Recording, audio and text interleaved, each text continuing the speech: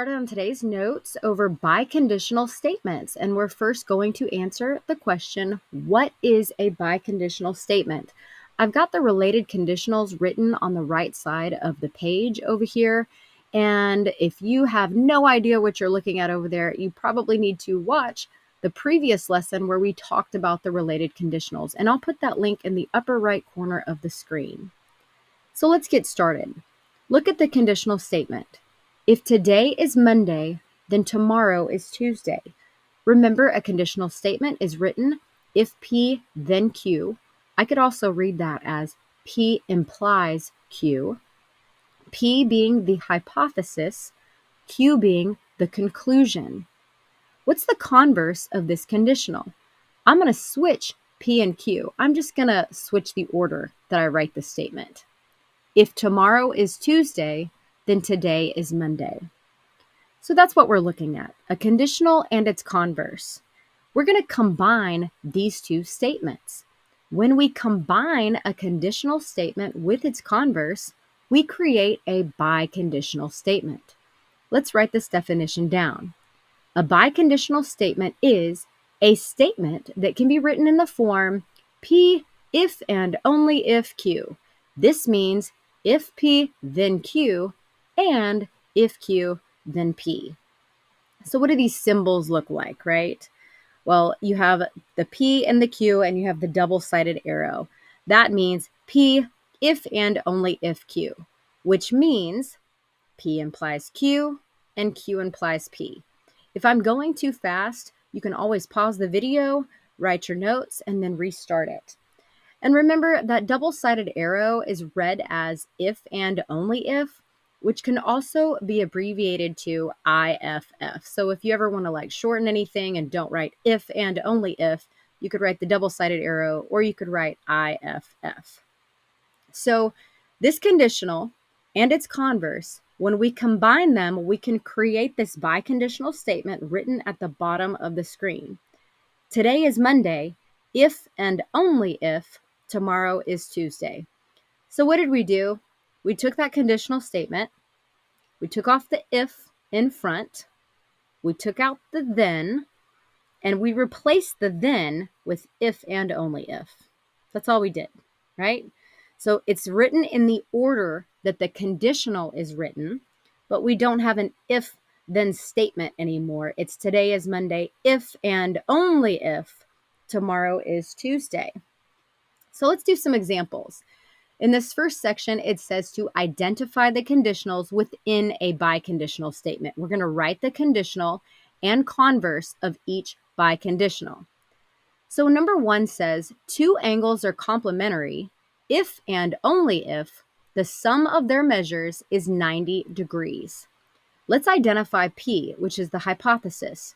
Two angles are complementary. We're going to write that down. Now we're going to identify Q, which is the conclusion. The sum of their measures is 90 degrees, and we're going to write that down. Again, if I'm going too fast, you can always pause the video. So how would I write this biconditional as a conditional statement? Remember, the conditional is written in the same order. So the conditional statement might look like this. If two angles are complementary, then the sum of their measures is 90 degrees. What would be the converse of this statement? Remember, I just switched the order. If the sum of two angle measures is 90 degrees, then they are complementary. Let's look at number 2.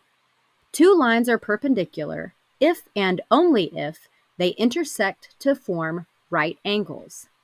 Let's first identify P and Q. That's the hypothesis and the conclusion. P, two lines are perpendicular. And I can just write that down, right? I know that upside down capital T, that means perpendicular. So I can just write two lines are perpendicular. You can absolutely write shorthand. Q, they intersect to form right angles. I'm going to write that down.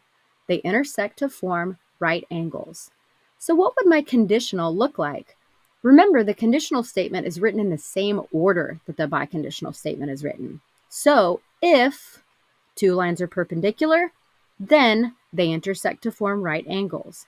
The converse, I'm just going to switch the order. If two lines intersect to form right angles, then they are perpendicular. Let's move on to the next section. We're going to write a biconditional statement. So given this conditional, we're going to write the converse of the conditional. Then we're going to write a biconditional statement. So number 3, this is the conditional statement.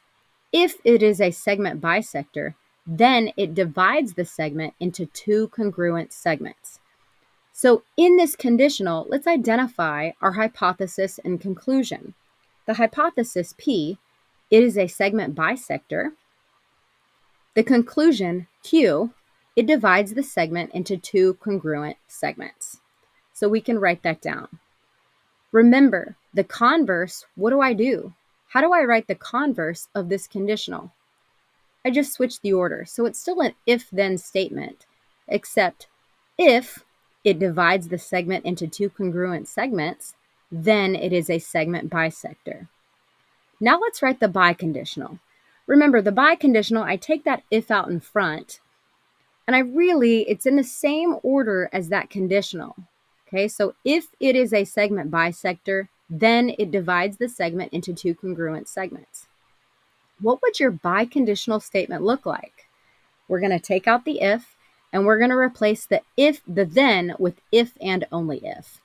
So it is a segment bisector if and only if it divides the segment into 2 congruent segments.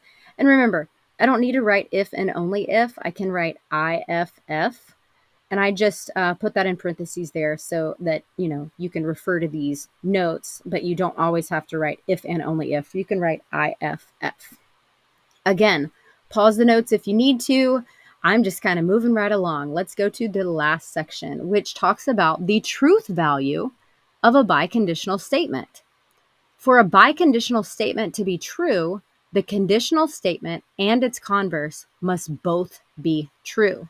If either is false, the biconditional is false. So we talk about truth value of all the related conditionals. We can talk about the truth value of a biconditional as well. So in this next section, which is the last section, we're going to determine if each biconditional statement is true. And if it's false, we're going to give a counterexample. Okay. Number 4 says 3x minus 2 equals 10 if and only if x equals 4. What does that conditional look like? Well, remember, the conditional is written in the same order.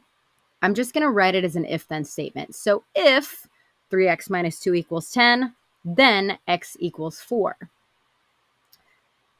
The truth value. Remember, the hypothesis, if the hypothesis is true, so that first part is true before the comma, then our conclusion is true, which is the Q. That's after the then. So 3x minus 2 equals 10. Well, if I solve for x, I get that x equals 4. So yes, this is a true statement. The converse, I'm going to switch P and Q. So if x equals 4, then x minus 2, or then 3x minus 2 equals 10. That's also a true statement, which means the conditional and converse are both true. Therefore, the biconditional is true. Let's look at our last example.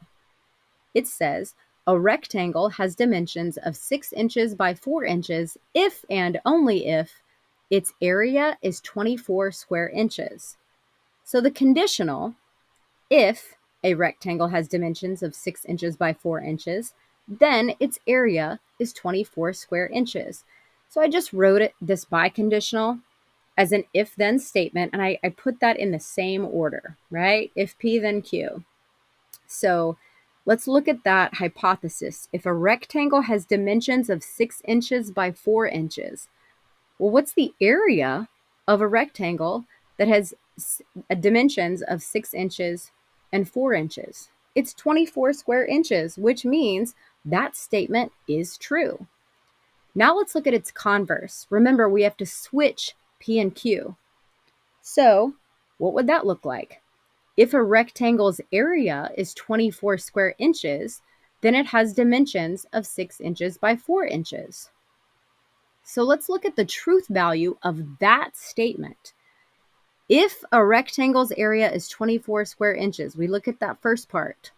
If that's true, then The second part must be true.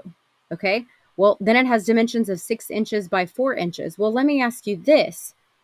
Could a rectangle with an area of 24 square inches have any other dimensions besides 6 and 4? It could, which means this statement is actually false. The converse is false. Our counterexample would be a rectangle with an area of 24 square inches could have dimensions of 8 inches by 3 inches. Therefore, the biconditional is false. And remember, we just need one counterexample to prove a statement is false. We could also say it could have dimensions of 12 inches by 2 inches or of 24 inches by 1 inch. So we only need one counterexample to prove it's false. But we can conclude, because that converse is false, that the biconditional is also false. And that concludes your notes over biconditional statements. I hope it was helpful.